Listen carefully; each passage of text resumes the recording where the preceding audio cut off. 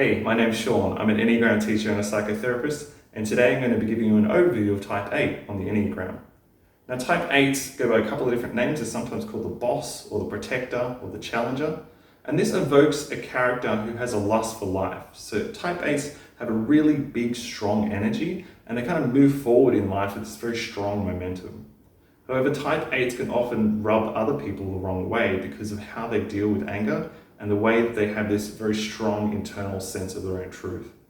So today we're going to be diving into the type mechanisms of type 8 and talk a little bit about how they work and how you might be able to empathize with them and get along better with the 8s in your life. So to start us off with the three centers, type 8s exist within the body center where the core emotion is anger. Now, unlike type 9s who suppress their anger and fall asleep to it, and type 1s who are in conflict with their anger, type 8s are quite happy and comfortable to express their anger. They have a very different understanding of anger from most other types because for type 8s, I've often heard them talk about anger just being a life force or an energy. It's something that drives them, that pushes them forward to accomplish the things that they want in life.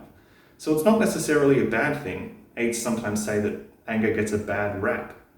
And so when other people are engaging with 8s, they can often be confused by this because people associate anger with things like conflict, or maybe feel like when someone's angry at them, they've done something wrong or there's something wrong with them. But this isn't always how 8s experience anger. It comes up in their body and they feel it and they let it out. And then once it's let out, they move on and they don't really hold on to it or associate any kind of meaning with it. It was just something that occurred. Now, that's not to say that 8s can't do some work around their anger and better manage how it affects the people around them. But it's really helpful to understand that when 8s are angry, it's not necessarily going to have the same meaning for you as it does for them. So where did this all originate? Well, the core belief for type 8s is that the world is hard and unjust, and that the weak go to the wall. And this stems from an early childhood experiences where type 8s typically felt like they didn't have much control and they were powerless. And this can happen on a whole spectrum of different kinds of experiences. So on the lower end of the spectrum, we might, for example, have an older sibling who was a bully and would often tell the younger 8 to do their chores, for example. And in this situation, they felt really powerless against their older, bigger sibling. And on the other end of the spectrum, we have more extreme cases where the child was exposed to really serious physical, emotional, or sexual abuse.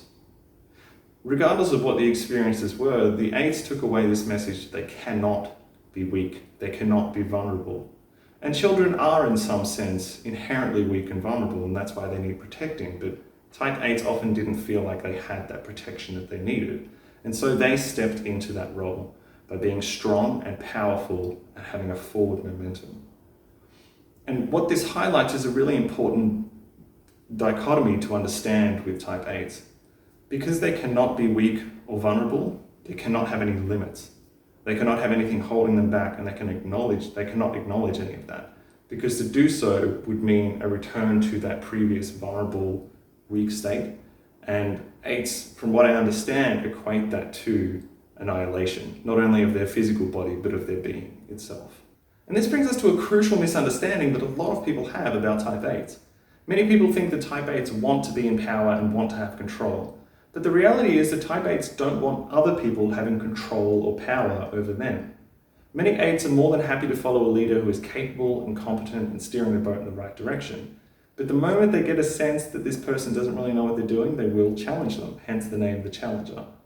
And 8s often find themselves in a position where leadership has been abdicated. And rather than be under the power of someone who doesn't really know what they're doing, 8s would prefer to step up, even though they might not actually want to be in a leadership position. And this is especially true in situations where a leader is taking advantage of people below them, because 8s will step up and definitely challenge that person and try to dethrone them if they feel they can get away with it. And so it's really important to understand when you're engaging with 8s the ways in which you might be trying to get power or control over them. It's simply not really going to work, and it's just going to cause the 8 to be on the back foot and be defensive. Instead, you want to recognize the ways in which you're trying to do that and try to come to the 8 with a more open mind and to just really state your intentions clearly so you can have an open discussion about it rather than trying to manipulate them. So the passion for type 8 is called lust. Now, in this context, lust isn't what we typically mean by the word, which is a sexual desire or passion. Instead, lust in this case is a lust for life. It's an excess. It's wanting to have the most of everything, to live life to its fullest. So type 8s won't have one piece of cake, they'll have the whole cake. And they won't have one or two pairs of shoes in the wardrobe, it'll be a whole wardrobe or room full of shoes. And this links in with what we spoke about before, which is the weakness-vulnerability dynamic for type 8s. To admit any kind of limitation for them is a sign of weakness and vulnerability. And so this then causes their defense mechanism to kick in, which is denial. Anytime life presents them with a limitation that they might not be able to do or have something, they deny it. They deny that that's what's happening, and instead they just push through it. Now this can be a really amazing superpower for 8s because it drives them to accomplish really big, enormous things. Because whenever a challenge presents itself, they just go, no, that's fine, and they push through it. But the problem that type 8s often encounter is that life catches up with them. So I've met many 8s who are in the later stages of their life, and because they weren't able to recognize the signs in their body that were telling them to stop and slow down and rest, they're just pushed forward so much that now they're exhausted and they have heart problems or back problems and so on.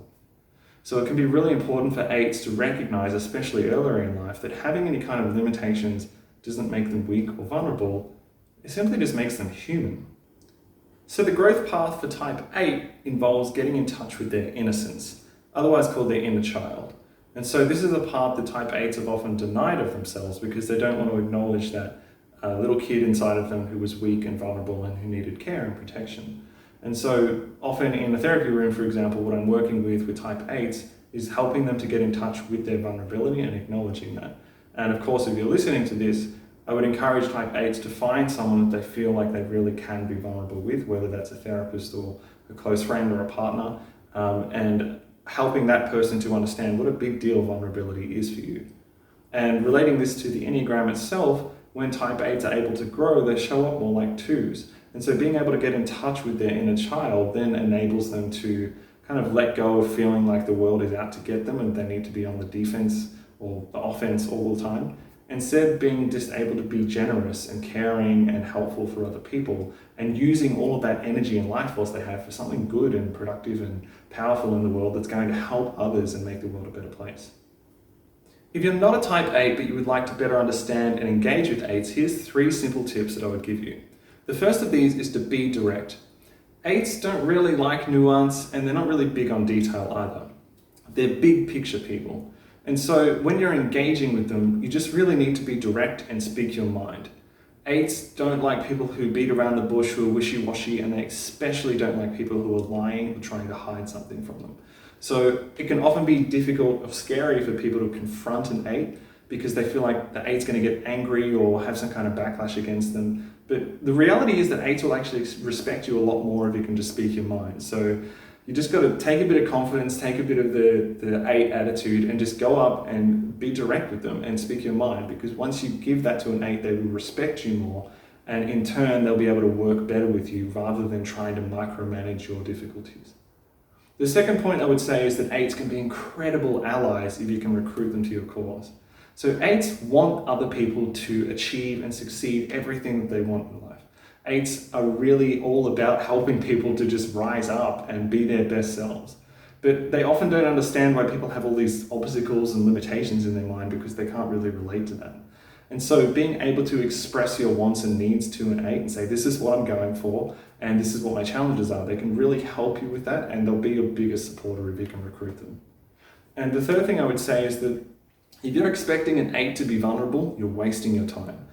8s take a lot of time to be able to trust someone fully, to be able to be vulnerable with them, because what they're expecting is that person will stab them in the back. So if you're going up to an 8 and you're wanting them to be vulnerable and express their emotions and talk about all the hard times in their life, and as a 4, I love all this stuff, it's not going to happen. They are not going to do that with you unless you're incredibly close with them. So instead, you need to back off, lower those expectations, and just realize that for an 8 to be able to express their vulnerability with you is a huge, enormous deal for them. So the example I often think about is that an 8 is like a teddy bear in a tank. Okay, and so if you're wanting to get to that teddy bear, it's going to take a lot of time. So you're often just going to be encountering the tank, and you need to be okay with that. And that brings us to the end of our introduction for type 8. I hope you've enjoyed this video. If you did, please give us a like and make sure to subscribe to our channel for more Enneagram videos. If you have any questions or stuff to say about type 8s, do leave a comment below, but otherwise, I will see you next time.